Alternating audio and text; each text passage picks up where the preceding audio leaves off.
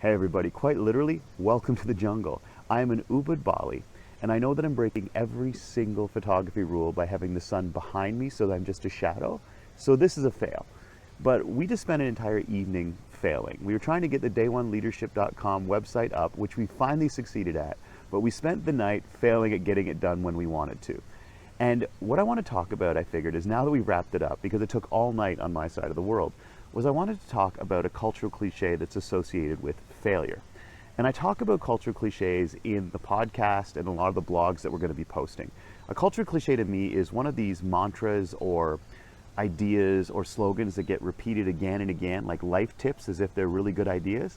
But when you actually look down a little deeper, you realize that a lot of them aren't really all that accurate. And one of the ones associated with failure I've never liked is this one. It's only failure if you don't learn something. And I like the sentiment again, but I think that there's a little bit of short-sightedness in that statement, because I believe that the point of education isn't knowledge. The point of education is action.